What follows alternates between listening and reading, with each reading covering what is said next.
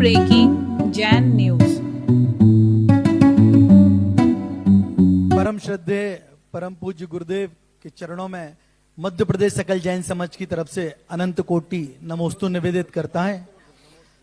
आज परम पूज्य तीर्थ चक्रवर्ती मुनिश्री के परम सानिध्य में मध्य प्रदेश सकल जैन समाज की आयोजित बैठक में पूज्य श्री का आशीर्वाद व मार्गदर्शन प्राप्त हुआ। नमोस्तु निवेदित करते हैं गुरुदेव आपके चरणों में। गुरुदेव, एक जिज्ञासा प्रदेश के हम सब प्रतिनिधि कुछ लोग आपके समक्ष आज आए थे और उन सबके मन में एक व्यथित जिज्ञासा है। गुरुदेव, सकल जैन समाज आज कहीं ना कहीं आपस में बिखरा हुआ है। इसे हम संगठित संरक्षित करने का क्या प्रयास करें एवं वैमनस्यता आपसी का किस तरीके से खत्म करें? कृपया जिज्ञासा का समाधान करें गुरुदेव। नमोस्तु। सबसे बड़ा वैमनस्य तोड़ने का तरीका है कि जिन बातों से वैमनस्य होता है उन बातों को छोड़ करके शेष बातों का संगठन बनाया जाए तो समाज एक हो जाएगी। वैमनस्य हम दिगंबर श्वेतांबर किस लिए बटे, उन कारणों को छोड़ दो।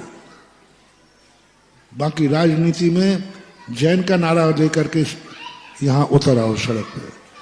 इसी प्रकार से दिगंबर जैनियों में भी एक ऐसा संगठन, बहुत अंतरराष्ट्रीय संगठन बने समय समय पर, भारतवर्षीय परिषदें बनी, सभाएं बनी, समितियां बनी, लेकिन वे क्यों हुई? क्योंकि हर सभा ने, हर संसदीय परिषद ने उन पॉइंटों को छेड़ा जो पॉइंट विभाजन के कारण थे, जिन कारणों पर कभी समाज एक हो ही नहीं सकते। किसी ने 13 पंथ लेके चले, किसी 20 पंथ लेके चले। अब अंतरराष्ट्रीय संस्था थी, भारतवर्ष की संस्था थी, उसमें 13 पंथी हो, 20 पंथी हो, सोनगढ़ी हो, रतनगढ़ी हो, कोई भी गढ़ी हो, भारतवर्ष के वो सब आ जाते। लेकिन बस सभाओं ने इन पॉइंटों को पकड़ लिया, जिनके कारण से समाज कभी एक हो ही नहीं सकती। 13 पंथ और 20 पंथ के नाम से दोनों पंथ छोड़कर एक हो सकते हैं? कभी नहीं हो सकते, होने का सवाल ही नहीं उठता। तो इन पंथों को छोड़ करके एक ऐसा संगठन बनाया जाए कि जिन जिन चीजों से समाज बढ़ती है वो संगठन के उद्देश्य नहीं होना चाहिए। वो संगठन के उद्देश्य में आना ही नहीं चाहिए। हमारा उद्देश्य उन चीजों से है जिस चीज में हम सब एक हैं। हम सब एक हैं। हमें राजनीति में आना है, समाज को राजनीति में लाना है। बोलो, राजनीति में 13 पंथ और 20 पंथ का क्या हाथ है? कोई काम नहीं। हम क्यों उठाए मुद्दे? हम क्यों उठाएं मुद्दे? हम क्यों घर घर के मुद्दे उठाएं? हम उठाएं राजनीति का एक मुद्दा। राजनीति में चाहे 13 पंथी हो, चाहे 20 पंथी हो, चाहे दिगंबर हो, श्वेतांबर है, जैन जैन होना चाहिए, ये नारा लगाइए। ये है जैन संगठन के एकता का नारा। जैन का संगठन कह रहा हूं, जैन का संगठन उठाना है तो जिस जैनत्व में एकता आती हो बस वही उसके उद्देश्य होना चाहिए। अब यदि आपको दिगंबरों का उठाना है कि दिगंबरों का संगठन होना चाहिए, तो आपको मात्र दिगंबरों का होना चाहिए। दिगंबर में बताओ 20 पंथी दिगंबर है कि नहीं? बोलो। और 13 पंथी? बस, तो जिसमें दोनों एक हैं वही दिगंबर संगठन का उद्देश्य होना चाहिए। अब 13 पंथी 20 पंथी का अलग अलग संगठन बनाना है तो आप अपना जानो, तुम्हारा काम जानो। तो इस संगठनों में वो बू मत आने दो। आज संगठनों में वो दुर्गंध आ जाती है, टूट जाते हैं। आज हमारी बड़ी बड़ी संस्थाएं क्यों टूटी? क्योंकि जो अध्यक्ष बनता है वो किसी ना किसी संगठन का, किसी ना किसी पंथ का, किसी ना किसी समाज की टूट का अंग होता है। जब जब हमारी संस्थाओं में कोई ऐसा अध्यक्ष बन गया जो किसी एक विचारधारा का समर्थक है, बस वहीं से समाज टूट जाती है। एक विचारक हमेशा ऐसे संगठनों का मुखिया होता है, वो राष्ट्रपति और राज्यपाल जैसा होना चाहिए। जैसे राष्ट्रपति राज्यपाल किसी पार्टी का नहीं होता है, ऐसा ही अंतरराष्ट्रीय संस्थाओं के संगठन का व्यक्ति कभी किसी पंथवाद का नहीं होना चाहिए। यदि है तो जब तक वो पद पर बैठा है वो पंथवाद से दूर, और है भी तो वो अपने घर में रखे, संगठन में आवे तो राष्ट्रपति बन के आवे। वोट डालने जाए तो किसी को देवे, हमें कोई आपत्ति, लेकिन पद तो ऐसा। तो आज जैन समाज में सबसे बड़ी कमी है, खासतौर से दिगंबरों में, कि दिगंबर संप्रदाय में आज कोई ऐसा संगठन नहीं है जो जैन के नाम से एक कर सके। जितनी तुम्हारी समितियां हैं सबके अंदर समाज को तोड़ने वाला दुर्गंध भरी हुई। समाज को तोड़ने वाले दुर्गंध उनका उद्देश्य है। संस्था का भली न रहा हो, लेकिन उनके जो मुखिया पदों पर बैठ जाते हैं उनके अंदर ये दुर्गंध आती है कि हम तो इस पंथ के हैं तो हम तो इस पंथ का समर्थन करेंगे, हम तो इस पंथ के हैं इस पंथ का समर्थन करेंगे। बस वही समाज के दो टुकड़े। तो संगठन ऐसा बनना चाहिए जो इन सब से ऊपर उठ करके जिन जिन उद्देश्यों में हम एक हैं, आओ उतने कदम तो हम साथ चले। जिन जिन कार्यों में जिन जिन में हम एक हैं उतने कदम तो साथ चलो, उसके बाद अलग अलग हो जाना, उतने तो एक चले। जैन के नाम पे तुम एक हो ना, तो जहां जैन की जरूरत पड़े वहां तो एक हो जाओ। किस नाम पर एक होना है तुम्हें? जैन के। तो जहां जैन शब्द के लिए तुम्हारी जरूरत पड़े वहां सब भूल करके हो जाओ, हम जैन की अपेक्षा सब एक है। जहां एक है वहां साथ चलो। जहां हम अनेक की बात आए, भाई हम अलग हैं, हम 13 पंथी हैं, हम 20 पंथी हैं, लेकिन जब जैन की बात आए तो हम दोनों एक हैं। यदि ऐसी विचारधारा यदि हो जाए तो दिगंबरों का एक संगठन बन जाए, तो मेरा दावा है, 3 साल से बोल रहा हूं, आगरा में तो मैंने बहुत स्पष्ट बोला था कि यदि जैन समाज एक संगठन आ जाए तो सारी पार्टियां जितनी हैं जैन समाज के दरवाजे टिकट लेके खड़ी मिलेंगी। तुम्हें जाना नहीं पड़ेगा। जैनियों का वोट बैंक, एक वोट जैनी का 100 वोट के बराबर होता है। ये राजनीतिक समीकरण है। राजनीतिक समीकरण कहता है एक जैनी का वोट जहां है उसके साथ उस तरफ 100 वोट गिरते हैं, 100 वोट गिरते हैं एक जैनी के पीछे। ये सब राजनीतिक समीकरण है। यदि एक जैनी वोट कहीं दे रहा है तो समझ लेता है मेरे 100 वोट भी वहीं जाएंगे। जिस जैनी के पास एक वोट के पीछे 100 वोट हो, वो आज एक टिकट के लिए तरस रहा है। आज एक भारत की पूरी से पार्लियामेंट का चुनाव हो गया, एक जैनी वहां पर नहीं पहुंच पाया, एक जैनी को किसी पार्टी ने टिकट नहीं दिया। क्यों नहीं दिया? क्योंकि तुम्हारे पास कहीं से भी किसी अपेक्षा से एक नहीं। एक ना होने के परिणाम है आज संसद जैनियों से सुनी है। हमारा देश है, हमारा भारत है, लेकिन एक जैनी भी वहां नहीं पहुंच पा रहा है। हर चीज में यही हो रहा है। इसलिए मेरा समाज से एक ही कहना है कि जिन बातों में हम एक हैं, कम से कम वह बात जब उठे तो हम एक फर्श पर, एक जाजम पर, एक पंडाल में, एक साथ चौराहे पर खड़े दिखना चाहिए। अरे जब चुनाव आ जाए तब जैनी मिलकर के मां चौराहे पर जिले की एक सभा कर लीजिए, बस। मैंने इतना सरल तरीका बताया था। सागर जिला है, सागर जिले के जितने जैनी हैं 5 साल में बस एक सभा करना है जैनियों की, जिसका नाम है राजनीतिक सभा। वोट किसको देना है इस बात को लेकर एक सभा कर रहे हैं। सारी पार्टियों के नेता तुम्हारे घर आएंगे। सागर जिले में कितने जैनी मान लें? 1 लाख। अब 1 लाख जैनियों की आप चुनाव के समय कहीं भी दुनिया में एक सभा करके दिखा दो, बाकी मैं निपट लूंगा। 1 लाख जैनियों की एक सभा करके दिखा लो और सारे मीडिया में आ जाए। आज राजनीति के माध्यम से जैनियों के 1 लाख व्यक्ति, सारे नेताओं की नेतागिरी जैनियों के दरवाजे आके खड़े हो जाएगी। लेकिन तुम खुद खड़े नहीं हो। मेरे साथ राजनेताओं ने ये कहा, एक राजनेता को मैंने फटकार दिया, मैंने कहा भाई क्या कर रहे हो, हमें टिकट क्यों नहीं देते जैनियों को? तो नेता तो बहुत आगे होते, बोले बाबा जी से भिड़ना अच्छी बात नहीं। तो उन्होंने कहा महाराज जी नाराज मत हो, दे दूंगा। अरे मैंने कहा भाई तू तो ऐसे बोल रहा है जैसे जेब में रखे हो। अरे महाराज जी गुरु जी आपने कहा और टिकट नहीं दी, ऐसा कम हो गया। जब साधु ही टिकट की बात कर रहे हैं तो हमें देने में दे देंगे, किसको दूंगा महाराज? मैंने कहा सोचो।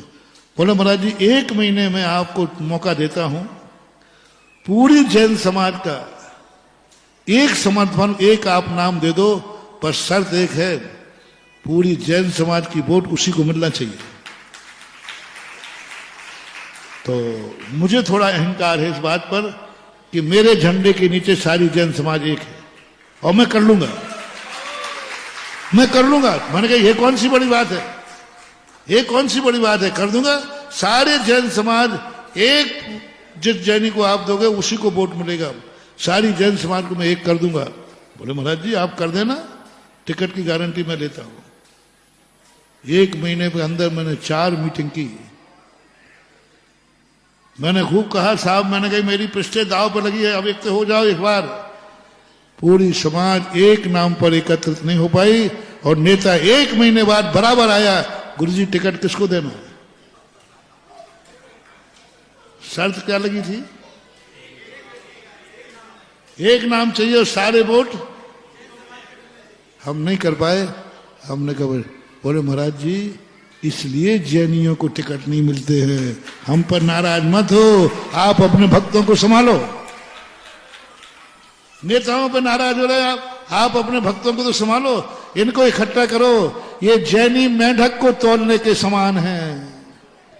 जैनियों को एक करने का अर्थ क्या है? मेंढकों को तोलना है। अब ये मेंढक रखो तो ये उचक जाए,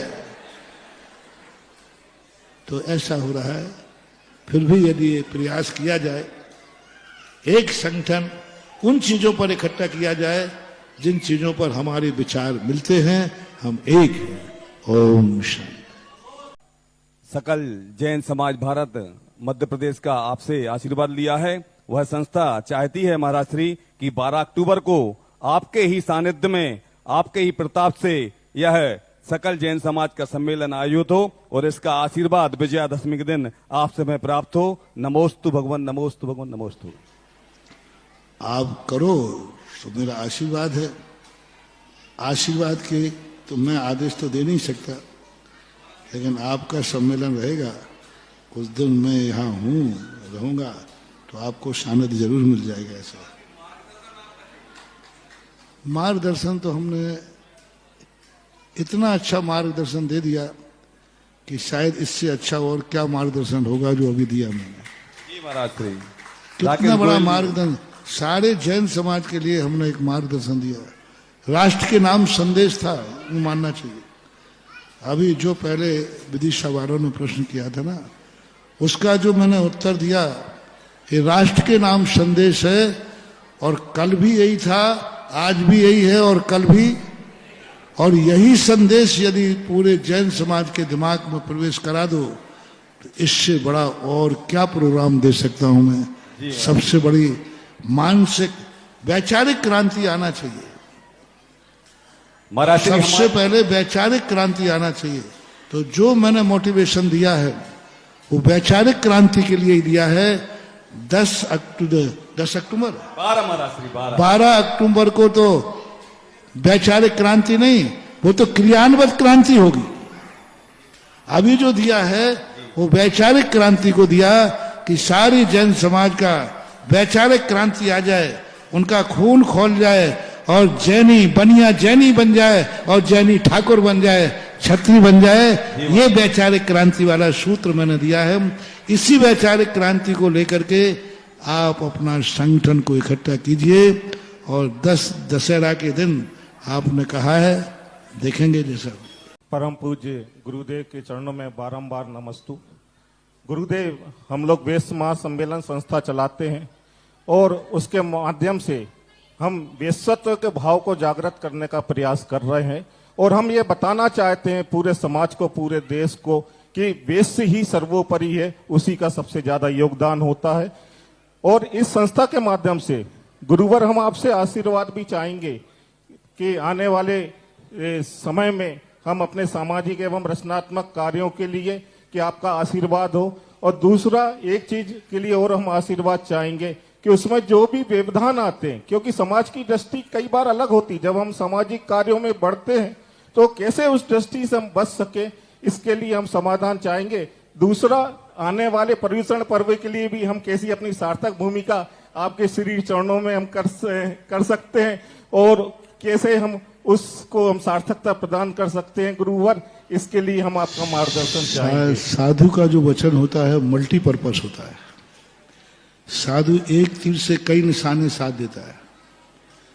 हमने अभी जो जैन शब्द के नाम से कहा, यही फार्मूला यदि राष्ट्र के नाम पर लगा लिया जाए कि हम राष्ट्रवादी भारतवासी उन सब चीजों में एक हो जाए जिससे हम बंटते नहीं। हम धर्म के नाम से बटेंगे, हम जाति के नाम से बटेंगे, तो राष्ट्रीय संगठन को नियम बनाना चाहिए। हमारे संगठन में जाति और धर्म बीच में नहीं आएगा, हमारे बीच में आएगा भारत देश, नागरिक। जिस राष्ट्रीय संस्थाओं में पंथवाद का समर्थन आ जाता है, जिस राष्ट्रीय संस्थाओं का नेता किसी एक धर्म का समर्थन आ जाता है, वो राष्ट्रीय संस्था डूब जाती है और देश को खंड खंड कर देती है। जिस राष्ट्रीय संस्था क्या है? जाति संस्था की राष्ट्रीय संस्था, नाम बोलो। जाति संस्था की राष्ट्रीय संस्था, राष्ट्रीय संस्था है तो राष्ट्रीय संस्था में जाति का पक्षपात नहीं होना चाहिए। जो हमारे देश का नागरिक है वो हमारी संस्था का सदस्य है, कोई जाति नहीं। क्योंकि हमारा संगठन कौन सा है? राष्ट्रीय। जिस संबंध में हम राष्ट्र में एक हों वही हमारा होना चाहिए। उसमें जाति का भेदभाव नहीं होना चाहिए, उसमें धर्म का भेदभाव नहीं होना चाहिए। ये हिंदू है, ये जैन है, ये बुद्ध है, ईसाई है, पारसी है। जिस राष्ट्रीय संस्था में ये भेद नहीं रहेगा कि किसका कौन सा धर्म है, ये भेद नहीं रहेगा इसकी कौन सी जाति है, वह राष्ट्रीय संस्था सच्ची राष्ट्र की संस्था होगी और वो राष्ट्र को ऊंचाई पर ले जाएगी। और जिस संस्था के अंदर धर्म और जाति आ गया तो वो राष्ट्रीय संस्था नहीं रही, उसका नाम सुधार के क्या रखना पड़ेगा? जाति संस्था। फिर सुधारना क्या पड़ेगा? धार्मिक संस्था। फिर धर्म में भी करना पड़ेगा हिंदू संस्था, बौद्ध संस्था, जैन संस्था। तो जितने हम व्यापक होना चाहते हैं, हम उन चीजों को निकालें अपनी संस्थाओं में से कि हमारी राष्ट्रीय संस्था में हम जातिवाद नहीं आने देंगे। जो योग्य है, जो नागरिक है, वह हमारा भाई है, वह हमारी संस्था का नागरिक और सदस्य है। बस ये जो नारा है, यही नारा राष्ट्र के नाम, यही नारा जाति के नाम, यही नारा धर्म के नाम और यही नारा घर के नाम। जय जय गुरुदेव, जय जय।